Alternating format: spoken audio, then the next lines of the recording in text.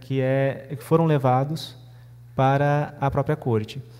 O Brasil, ele, né, traz essa questão de respeito às instituições e, pelo seu histórico, né, pelos últimos tempos de respeito às sentenças da corte, o Brasil tem aplicado muito bem, né, tem adaptado muito bem, ou tentado adaptar a situação nacional a esse respeito de direitos humanos.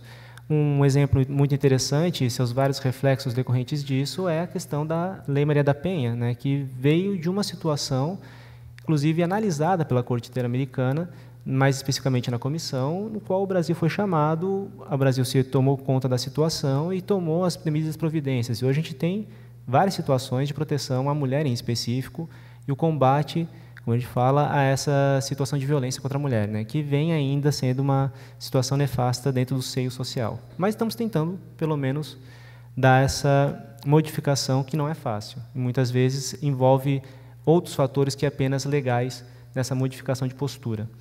Mas o Brasil agora está enfrentando uma situação, a gente não sabe como é que vai ser o resultado final, que é o fato da questão do caso Gomes-Lund versus outros, Lundes e outros versus Brasil, que envolve a questão da guerrilha do Araguaia.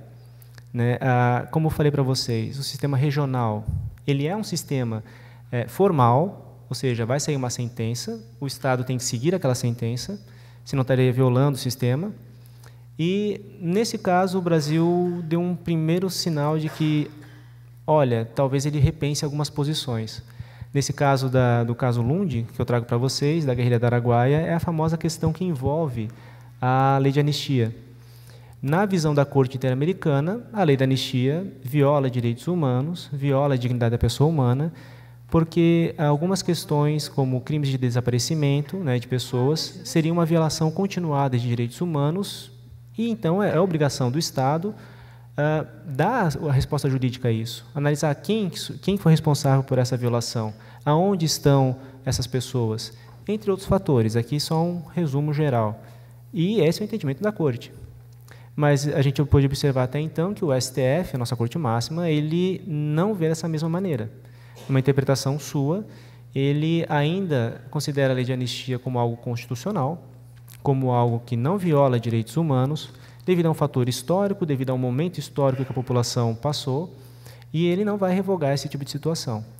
Então, ali nós temos um primeiro momento em que essa questão de controle de direitos humanos e tudo mais, essa interpretação de direitos humanos, acaba sofrendo, digamos, um primeiro baque, digamos assim, um primeiro choque com uma sentença da Corte Interamericana. E isso gera problemas. Né? A gente não sabe agora quem tem a última palavra. A princípio, o STF diz, olha, é constitucional, não viola direitos humanos, continua como está. Agora, a Corte Interamericana, que é uma corte internacional, que é uma corte especializada, que é uma corte focada em direitos humanos, diz, olha, é violação. E agora como fica? Estamos esperando aí os próximos capítulos, né? E isso pode gerar ainda mais uma bola de neve, com a questão agora da presunção de inocência. Nessa questão da presunção de inocência, que o STF diz, mudou seu entendimento e fala, a partir do 2º grau, se for condenado, já pode ser preso. E a questão da presunção de inocência, para a Corte Interamericana, até a última informação, é que ela considera que a presunção tem que permanecer do começo, ou seja, no início da ação, 1º grau, 2º grau, qualquer recurso, até trânsito e julgado, ou seja, até o último do último recurso, a presunção de inocência deve prevalecer. Então, a pessoa só pode ser presa depois de todo esse processo.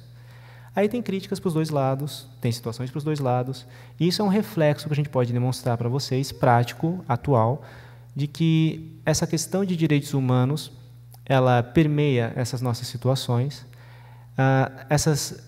esses sistemas de controle de direitos humanos, tanto regional quanto global, dão impacto, sim, na nossa realidade nacional, e a decisão final, nesse caso em específico, ainda tem que ser esperada. Temos que ver como é que fica a questão da própria lei de anistia, no caso Lund e outros versus Brasil, e também nessa possibilidade, porque ainda não foi enviado, até onde eu saiba, um caso para a Corte Interamericana com relação à presunção de inocência, mas já haviam vozes dizendo o seguinte, vamos enviar para a Corte analisar também, porque, pelo entendimento da Corte, presunção de inocência até o final do todo o processo. Pelo STF agora, nessa nova modificação, só até 2º grau. Quem tem a última palavra? E aí? É a mesma questão que fica da lei de anistia. O que piora um pouco a situação no Brasil na lei de anistia é que outros países vizinhos têm acatado a mesma decisão da Corte para casos próprios. Exemplo, Uruguai, Argentina, Venezuela. Esses países que eu citei para vocês já tiveram uma situação, uma sentença semelhante, né, condenando a lei de anistia nacional deles por violação da dignidade da pessoa humana, porém, ao contrário do Brasil, eles resolveram modificar a sua legislação nacional. O Uruguai foi o primeiro a acatar essa decisão da Corte e fazer a modificação, levando aqueles senhores que já estavam aposentados e tudo mais ao banco dos réus, por violação de direitos humanos. O Uruguai foi o primeiro, a Argentina já estava indo para o segundo, já estava segundo assim, a se movimentar nessa situação. Venezuela também, no semestre desse ano, salvo engano, anunciou que também ia rever a questão de anistia.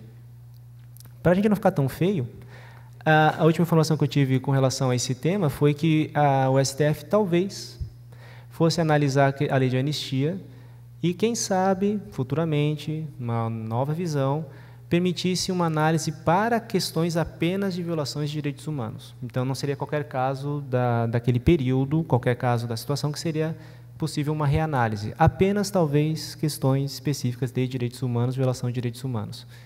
Ainda não se tem uma nova visão, ainda não se tem um ponto final, e devido a essa questão da presunção de inocência, já tem aí uma coisa atrás, né? Já juntando uma bola de neve aí, como é que vamos resolver.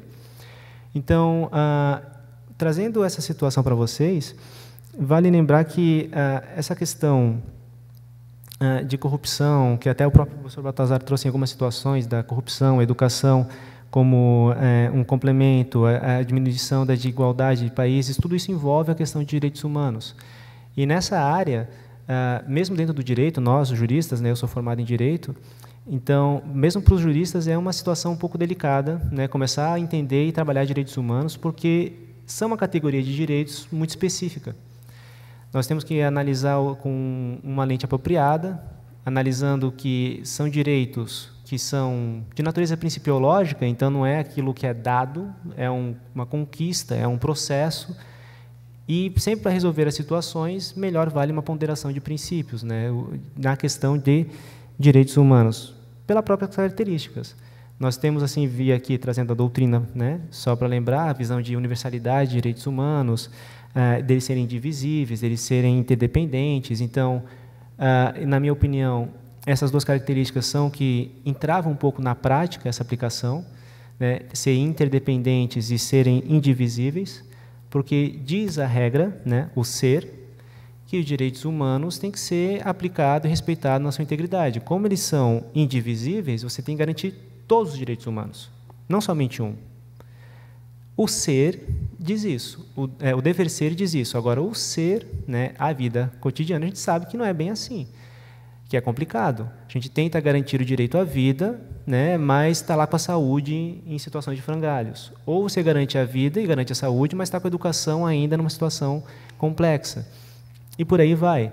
Porque, para respeitar integralmente direitos humanos, no dever ser, né, no que seria o correto, é garantir tudo isso, no mesmo nível.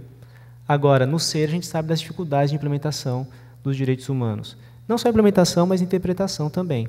E aí que vem essa questão que eu volto a trazer, e talvez fosse interessante, necessário, ou até mesmo mais complementar, e até mesmo para prevenir, algum tratado, algum texto jurídico nesse sentido, inclusive dentro do Mercosul.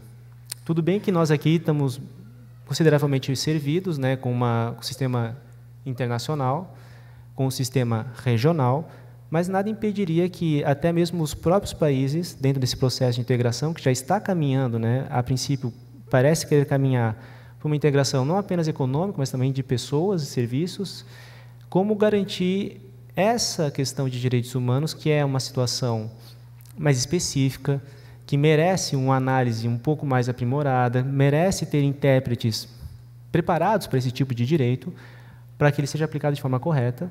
Talvez fosse interessante, dentro desse processo, já visualizar algo nesse sentido, né? Uma regra, um conjunto de regras, pelo menos aplicadas dentro do próprio bloco, com relação a direitos humanos, que seja replicando algumas proteções já previstas, que seja trazendo e reforçando entendimentos tanto já regionais da própria Corte, como também globais, através de seus relatórios, para digamos assim, prevenção, inclusive, nesse sentido, dentro dos direitos humanos, dentro do bloco do Mercosul.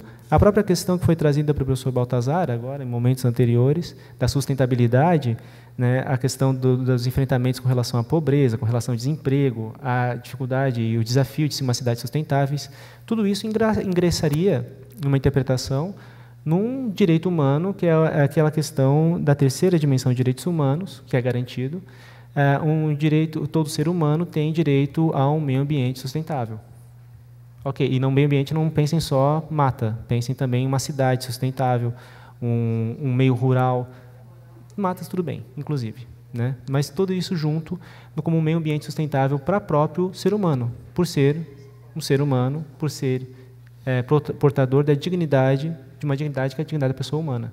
Então, essas questões de sustentabilidade, tudo, essas outras situações de enfrentamentos que nós temos, muito bem trazidas pelo professor Baltazar, isso encaixa diretamente, né, em direitos humanos, mas específico terceira dimensão, em alguns aspectos.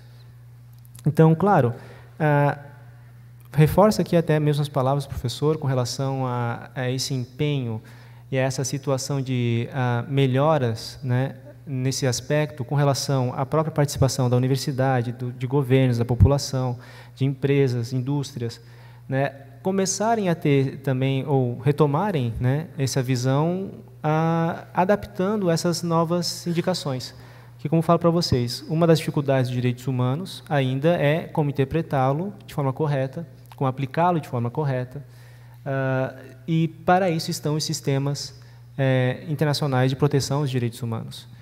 Então, não vejo nada negativo, né, até, quem sabe, pelo contrário, algo bem positivo, uma carta ou uma forma de visão nossa, né, já para prevenir situações futuras, esse deslocamento de pessoas para a prevenção de direitos humanos. Um brasileiro vai para a Argentina, ele tem direito ao sistema a ser atendido no hospital? Isso eu ainda não sei dizer. O sistema de saúde aceita estrangeiros aqui no Brasil? Aceita devido a uma legislação nossa. Então, mas como é que funciona no Paraguai, no Uruguai e por aí vai? Então, são questões que talvez uma uniformização jurídica, né, uma forma de tratar comum e aplicar de forma comum os direitos humanos no bloco fosse uma situação interessante, né, e, quem sabe, de análise para os responsáveis por isso. Apenas aqui elucidações, né, termino aqui a minha participação, agradeço ao momento e obrigado pela paciência de vocês e fico aqui à disposição no que puder, né, elucidar um pouco mais sobre o assunto. Muito obrigado.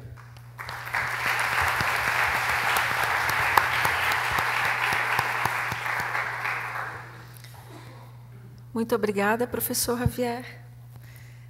Nós podemos abrir, então, para alguns questionamentos. Temos microfones que poderão circular no ambiente. Basta se pronunciarem e, por favor, se apresentem antes da pergunta.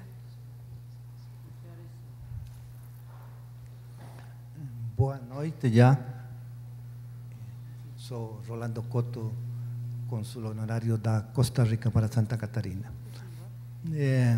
Estos temas pues son bastante desafiadores y yo creo que tenemos que comenzar por cuestionar un modelo de desenvolvimiento que se vive del mundo durante los últimos 200 y resto de años, donde a pesar de la riqueza, natureza, riqueza, los avances científicos y tecnológicos, el conocimiento humano, ainda los beneficios de esos grandes avances no están siendo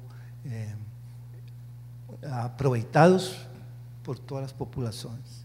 Sigue siendo ese modelo, y lo que hoy falamos mucho de globalización, lo que se ha globalizado es ese aprofundamiento de la pobreza, de la miseria y la concentración de riqueza.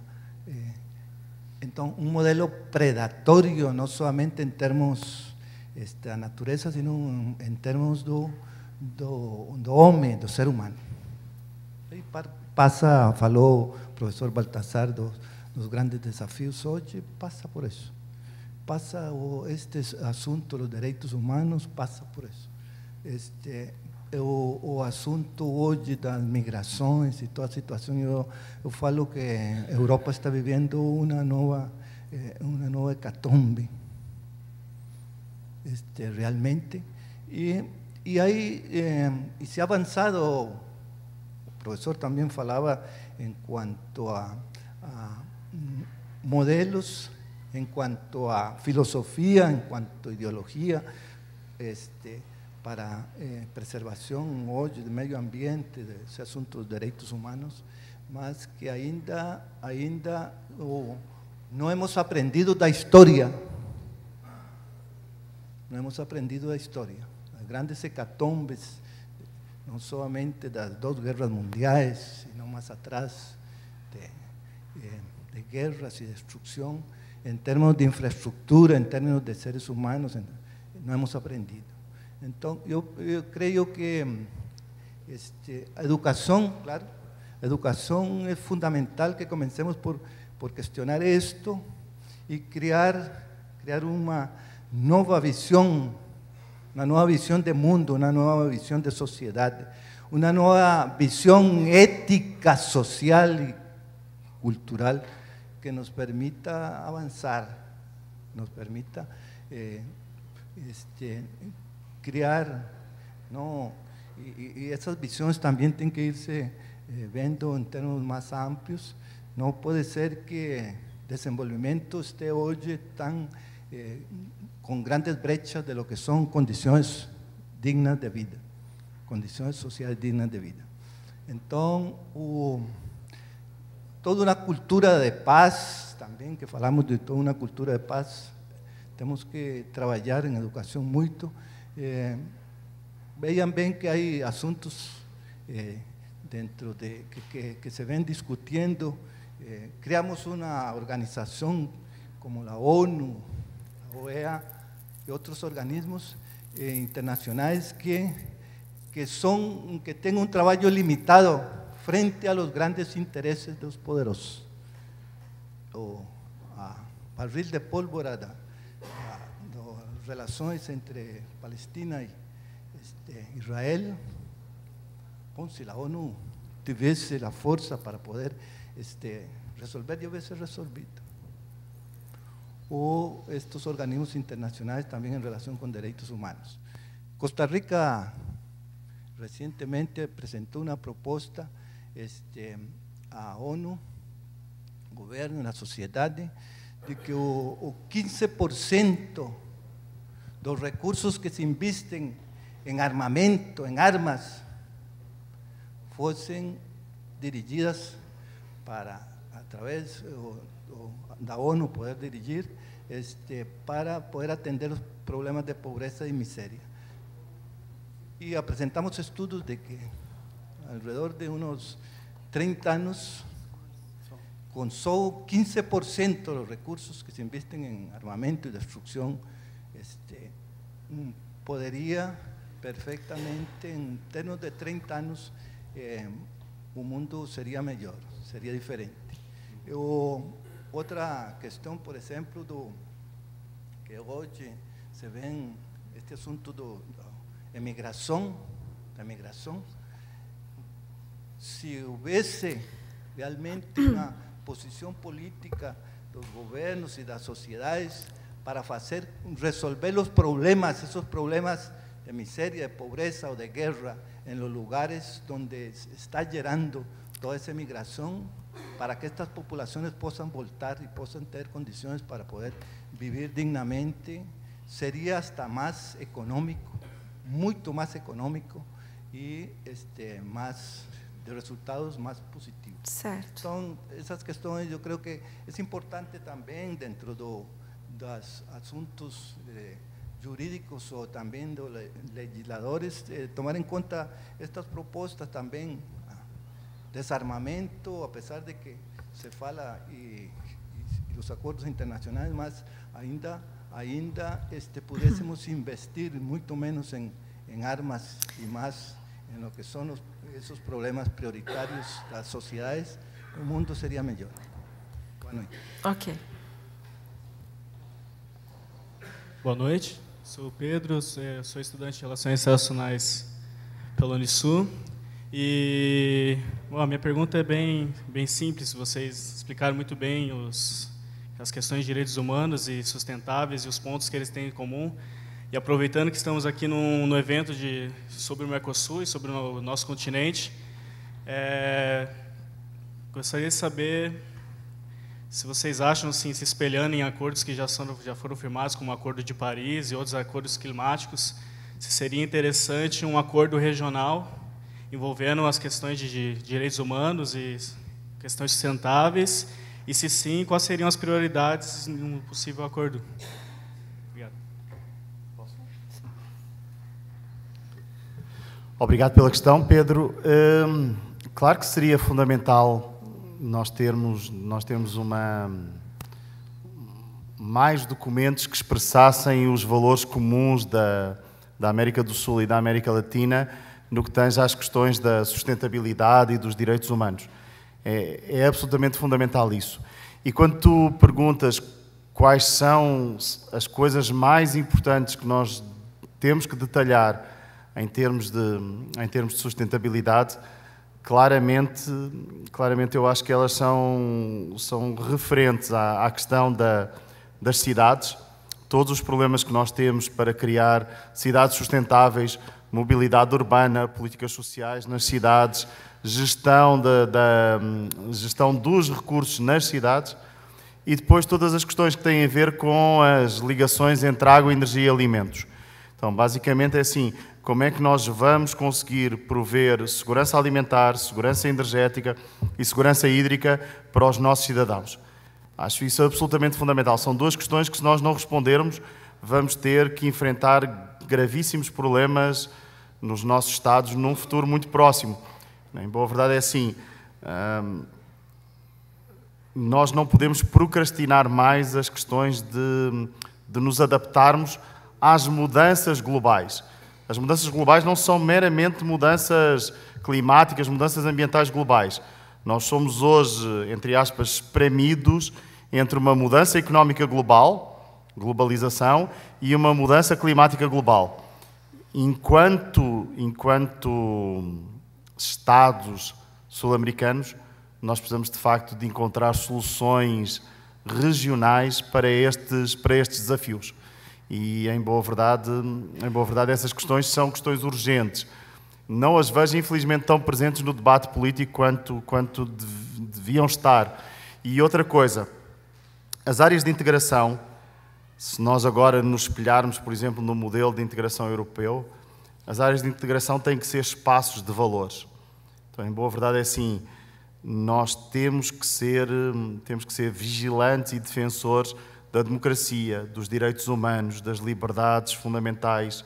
Nós não podemos compactuar ou tolerar afastamentos democráticos. A democracia é um valor importante demais para ser interrompido.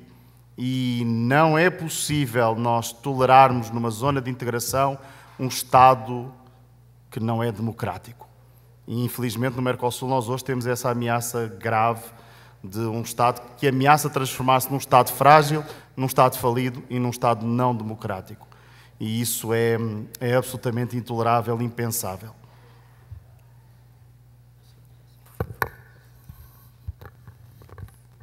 Boa tarde, Pedro.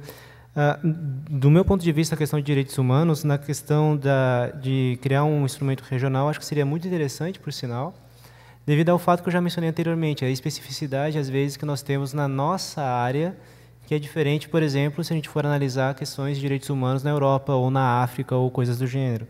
Então, até mesmo ter uma forma de interpretação das características próprias da nossa região, né, para até, inclusive, tomar medidas melhores para adaptar a nossa realidade a essa questão de proteção de direitos humanos.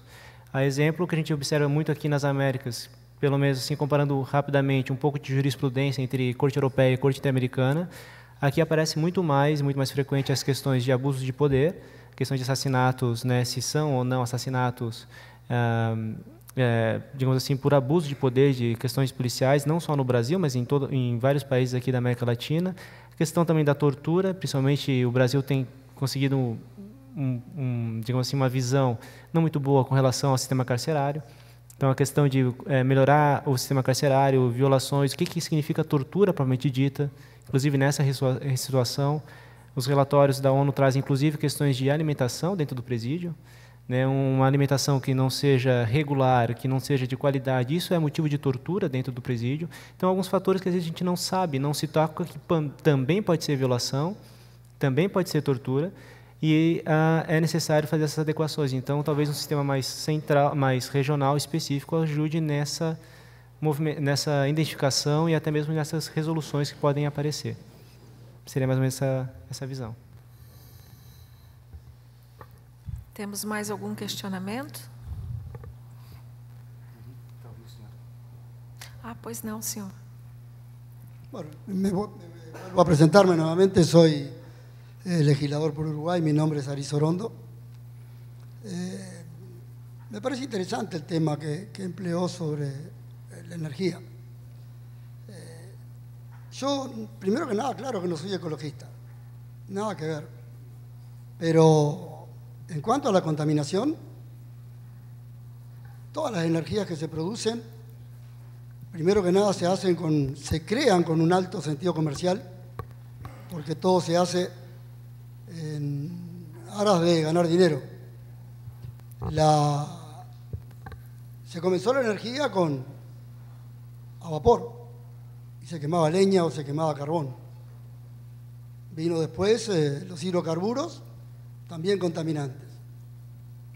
La energía hidráulica utilizaba el agua y producía un daño al medio ambiente porque transformaba el ambiente por lo que tenía que inundar y por los problemas citícolas que se generaban. La energía eólica produce contaminación sonora. La utilización de la energía solar, que creo que no produce contaminación, es los calentadores de agua solares, porque en ese caso, a no ser los materiales que se usan, el poliuretano, que después cuando entran en desuso no son biodegradables. Y la energía fotovoltaica, si se utiliza acumuladores, los acumuladores son altamente contaminantes por el componente que tienen en su fabricación.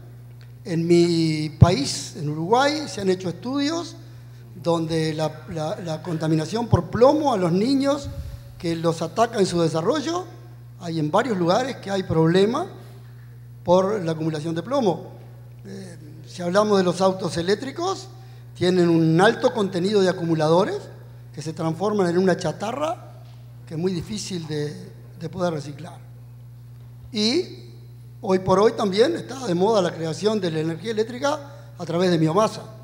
Y la biomasa también produce contaminación porque es el quemado de los residuos orgánicos, generalmente de la forestación, o si no, las usinas que utilizan carbón, que son altamente contaminantes y necesitan unos filtros. Por lo tanto, creo que el ser humano todo lo que hace contamina. La energía fotovoltaica, si se vuelca directamente a la energía general y no tiene acumuladores, le doy la razón. Porque ahí en ese caso no hay acumuladores que son los que producen. Además estoy vinculado a la venta de ese tipo de energía, ¿no? Y tienen una vida útil no muy larga los acumuladores. O sea, son complicados y tienen estudiado muchas veces el costo-beneficio, son aplicables en los lugares donde no puede llegar la energía proporcionada por los entes que pueden cablear. Quiere decir que en cuanto a que son energías limpias, a mí me quedan, entre aspas, las dudas, ¿no?, de que realmente estemos hablando de que no contaminan. O sea que es simplemente un comentario. Creo que, lógicamente, a la evolución no la va a parar nadie. Los ordenadores son altamente contaminantes y cada vez los usamos más. Y además los compramos con la mayor cantidad de baterías posible para que tengan la mayor duración.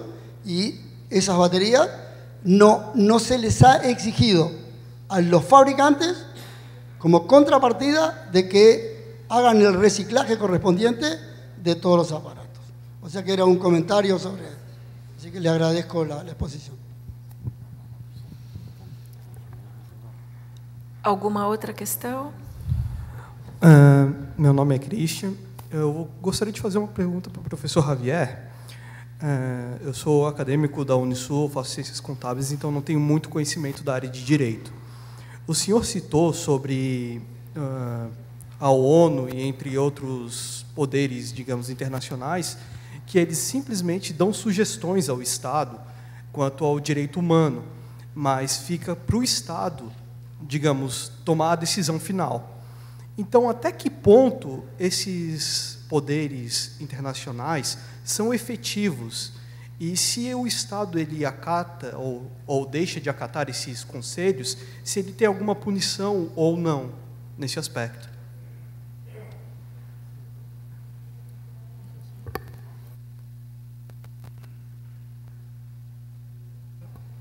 Bom, Cristiano, obrigado pela pergunta. Na verdade, tanto é verdade essa posição que, assim, como eu falei para vocês, no sistema internacional tem esse sistema de monitoramento global de direitos humanos, que a própria doutrina classifica como informal por esse poder, né, digamos assim, reduzido. O que ela se, digamos assim, se confere a fazer, né? Ela é uma das melhores intérpretes, digamos assim, desses tratados de direitos humanos. Seria um dos especialistas, né? Porque quem vai fazer relatórios, quem vai analisar o Estado e tudo mais, sua grande maioria são especialistas no tema. Então, ninguém melhor do que eles, digamos assim, para falar sobre violação, se está ocorrendo ou não, se é violação ou não de direitos humanos. Mas o resultado disso é o quê? Um relatório. É um relatório sugerindo ao Estado medidas do que fazer com relação a essas violações. E, devido a regras internacionais, questões de direito internacional público, os Estados são soberanos e mantêm essa soberania até a última instância. Claro, o que seria de positivo nessa questão dos relatórios, apesar de serem informais? Positivo é que, a gente, diferente do que pode imaginar, nem todos os Estados, para todas as violações de direitos humanos, se negam a melhorar a situação. Então, como, por exemplo, eu exemplifiquei ali da Costa Rica, da Costa do Marfim, numa situação que altamente sensível, né, que é a questão de conflito interno, de digamos assim, reestruturação interna, reaproximação da própria população. Alguém diz assim, olha, tem esse fato também de violação de direitos humanos que vale a pena analisar, deslocados internos. E eles, por conta própria, né, não foi pressão internacional, não foi nada do gênero, resolveram acatar o pedido. Então, é um fator positivo. Tem situações assim, o Brasil mesmo no sistema agora interamericano e até mesmo pelo sistema internacional, global, né, da ONU, vem procurando melhorar, participar, trazer relatórios nacionais, inclusive, sobre como está o seu sistema dentro, na questão de direitos humanos, de respeito à tortura, de respeito à questão de trabalho escravo, com respeito a crianças, etc. O Brasil tem demonstrado, né, um bom grado, ainda que a gente possa ver que demora um pouquinho, às vezes, o relatório sair, não tem muita diferença de um pedaço para outro, mas ele está tentando fazer a sua parte, né? E isso, daí você multiplica por inúmeros estados. Então, tem estados que adotam de bom grado, que procuram fazer isso, tem estados que não fazem, né? Por exemplo, Coreia do Norte, que eu citei para vocês, e estados que, bom, estão tentando. Quando não cumpre, o que acaba acontecendo? Bom, nós não temos um sistema, nós temos uma corte internacional de direitos humanos, no aspecto como nós temos no âmbito regional. Então, falha um pouco essa questão, né? Falta um pouco essa questão coercitiva propriamente dita. Mas a gente tem que lembrar que está no cenário internacional. Né? O cenário internacional é composto de vários fatores, políticos, econômicos, jurídicos, né? Militares. Então, nesse aspecto, você não tem como forçar o Estado propriamente dito a alguma coisa. Claro, algumas medidas podiam, assim, teoricamente pensando, pelo sistema que nós temos, poderiam ser tomados. Poderia, por exemplo, alguém levar ao Conselho de Segurança e o Conselho de Segurança tentar dar uma prensa no Estado com relação a isso? É possível, né? Mas qual que é o Estado que a gente está falando? Né? Qual a pressão que você vai falar? Qual o reflexo disso em outras relações que não só de jurídicas? Então, teria uma forma de resolver, digamos, um pouco mais coercitiva? Teria, teoricamente, sim. Agora, tem outros fatores que, na prática, acabam, né, não permitindo que isso acontecesse de forma tão desejada. Mas, tem formas de se fazer. Poderia se acionar a Corte Internacional de Justiça por violação de tratado internacional? Poderia, é uma possibilidade. Mas todos os estados iam estar juntos, né? Tipo, pelo menos grande parte de estados iam estar numa situação como essa.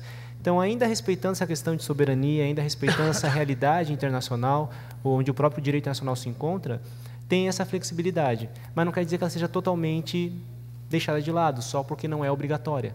Digamos assim, só porque não tem alguém com um bastão dizendo assim, faz. Ou dizendo ameaça, você vai ser preso, mesmo porque prender Estado, né? Enfim. Então, devido a essas realidades diferentes, né, há esses tratamentos diferentes, mas o cenário não parece ser algo assim tão pessimista. Mas não é fácil, né? Obrigado. Obrigada. Acabou, professor? Não. Nós temos notícia que o Prêmio Nobel da Paz já está na casa e teremos que encerrar, então, a sessão de perguntas. Mas a mesa continuará à disposição para dirimir qualquer dúvidas ainda durante o evento. Tá? Eu gostaria de fazer alguns registros, né? Nós teríamos um terceiro convidado nessa mesa de hoje, que é o professor Arno Dalry, da Universidade Federal, mas, infelizmente, em função dos movimentos estudantis na UFSC, ele ficou ilhado. Senhor Gerson Pérez, eu lembrei da sua fala anterior, quando o senhor comentava sobre os problemas agora que a Venezuela vem passando, nós também temos, né? E esse nosso convidado foi até impedido por uma dessas inconveniências que o Brasil hoje está passando. Então, todos temos, né, problemas. E eu só queria deixar registrado o pedido de desculpas do professor Arno, que ficou ilhado na Universidade Federal. Gostaria também de fazer alguns registros, agradecer imensamente, né, a esta casa, a ALESC, na pessoa do deputado Rodrigo Minotto, pela iniciativa, pela parceria de convidar a academia para essa discussão, né? Nós representamos aqui o curso de Relações Internacionais, que participou da organização desse evento, e, num primeiro momento, a gente até pensa que, pela própria natureza do curso de Relações Internacionais, nós temos por obrigação de discutir o futuro da integração latino-americana. É fato, né? Pela nossa natureza, nós temos que discutir essas questões. Mas foi muito gratificante ter a parceria da ALESC, né? da UPM e da Escola do Legislativo, que nessa iniciativa de trazer a academia para essa discussão. Na verdade, trazendo em umas palavras mais fáceis, enfim, o Mercosul deixa de ser abstrato, né, que nós estudamos em sala de aula, o Mercosul deixa de ser abstrato e se materializa aqui com a presença dos parlamentares que visitaram esse evento, que estão aqui por intermédio da Assembleia Legislativa, pelo deputado Rodrigo, pela UPM. Então, eu gostaria de agradecer imensamente a essa iniciativa, a essa parceria. E esse evento ele vem ao encontro também das comemorações de 20 anos do curso de Relações Internacionais, o que muito nos orgulha. Fazendo um cálculo por cima, né, a gente acaba de formar aí em torno de 40 turmas. E isso é um grande feito, né? Então, alunos, professores, obrigada. O curso são vocês. Muito obrigada, né?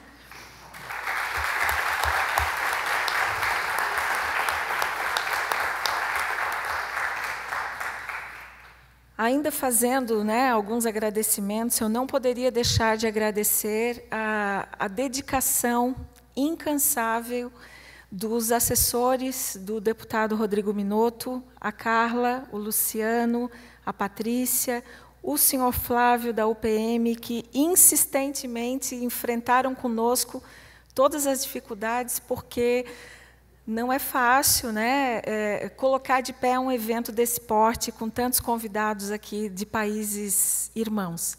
Então, muito obrigada, Carla, Carla, deputado Rodrigo, a Patrícia, o Luciano, que foram persistentes em todas as dificuldades que nós tivemos.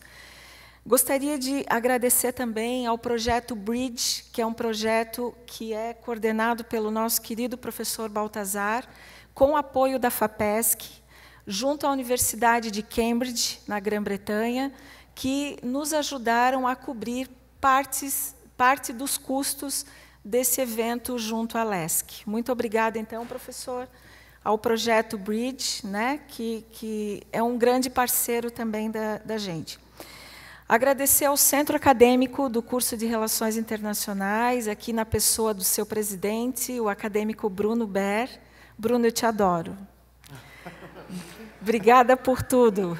Obrigada pela parceria e por toda a ajuda. E também a Unisul, eu acabo de ver aqui que o nosso reitor em exercício acabou de chegar, professor Mauri, muito obrigada pela presença. Nós sabemos que o senhor se deslocou de outra cidade para poder participar do evento, né, professor? Muito obrigada. E ainda agradecendo à Unisul, todo o nosso evento, desde a primeira hora da manhã, foi gravado pela Unisul Virtual e transmitido para 94 polos em todo o Brasil, desde a Amazônia até o Chuí. Então, muito obrigada à Unisul por essa parceria. Esse evento foi todo gravado e ficará à disposição de tantos alunos virtuais que nós também temos. E muito obrigada novamente à LESC por trazer essa discussão e chamar a academia e a sociedade civil para essa discussão. Eu convido a todos agora, para fechar esse evento, nós teremos a ilustre presença do Prêmio Nobel da Paz, professor Benny Dempster, ele é britânico, né, da Universidade de Cambridge.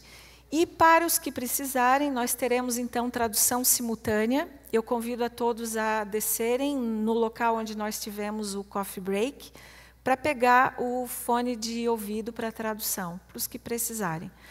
Mais uma vez, muito obrigada a esta casa, à Unisul e aos estudantes e professores do curso de Relações Internacionais. São vocês.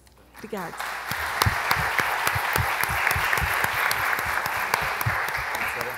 Agradeço a professora Natália, ao professor Javier e ao professor Salgueirinho.